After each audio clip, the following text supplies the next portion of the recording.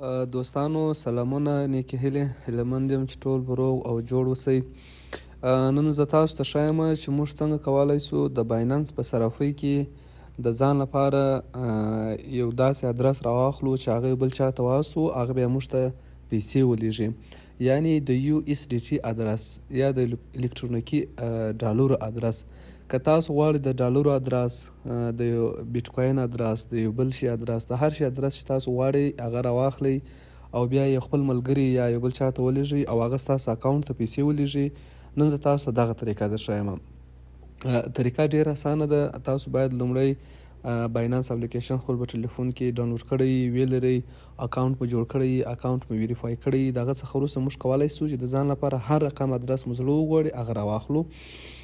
زه اوس غواړم چې لومړی ولاړ سم بایننس اپلیکیشن ته داخل سم.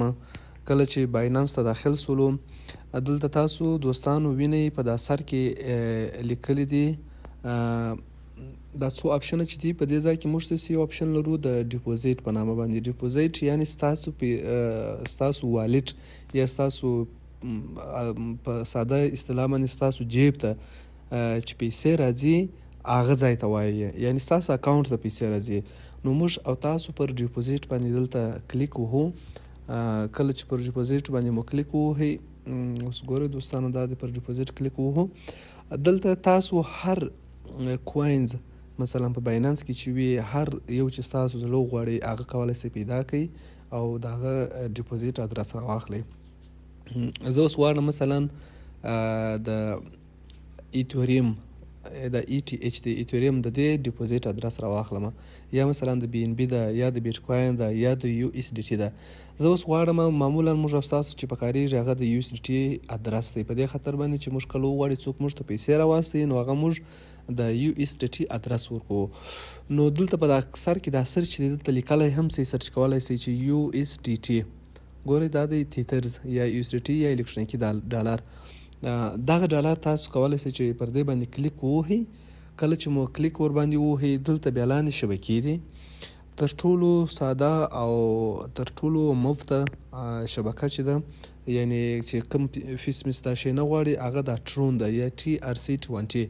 نو که تاسو مثلا مقابل سړي تاسو ته ویله چې ماته د ټرون د شبکې ادرس راکړه، یا مثلا د بایننس چین ادرس راکړه، یا د سمارت چین ادرس راکړه، هر یو چې هغه درته ویله تاسو کولی شئ چې هغه ادرس ورکړئ. خو معمولا موږ تاسو د دغه معاملاتو د ترسره کولو لپاره د TRC20 ادرس ورکوو.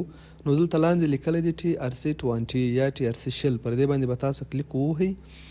کله چې تاسو کلیک باندې ووهئ دوستانو، دلته ګورئ تاسو ته ستاسو ادرس مکمل جزئیات درته وایي. دغه ادرس دی دا په اخر کې FTS چې دلته دی، تاسو کولی شئ چې دا پر دې باندې داسې کلیک ووهئ. کافي ټیکلی بورډ کافي دی که واخله، اوس ستا سره کافي دی واخله. دغه مثلا واتساپ کې درته استوي، ټلیګرام کې پیسټک هغه ته استول کېږي.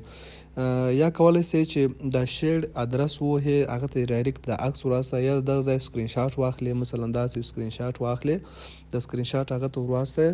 نو دلته دغه ځای چې دی دغه لوډ ځای، دا کود چې دی دا QR کود، دا کود هم هغه کولی شئ چې مثلا خپل د ټلیفون د لارې سکن کړئ، بیا ډایرکټ تاسو ته کولی شئ چې پیسې واستوي.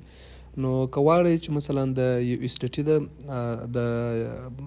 د بیټکوین ادرس پیدا کړئ، پر BTC باندې به داسې دلته به BTC دا به سرچ کړئ. دلته لاندې لیکلی دی بیټکوین.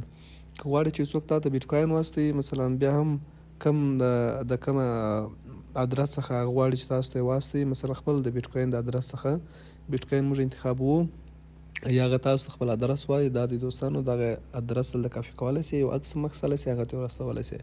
نو دا سو د ډیپوزیټ ادرس د پیدا کولو طریقه چې څنګه موږ کولی شو ډیپوزیټ ادرس مثلا یعنې هغه ادرس چې زموږ والټ ته یو څوک غواړي د هغه ادرس په واسطه باندې پیسې را انتقال کړي، هغه ادرس موږ څنګه کولی شو پیدا کړو. نو دا دی تاسو ته ما طریقه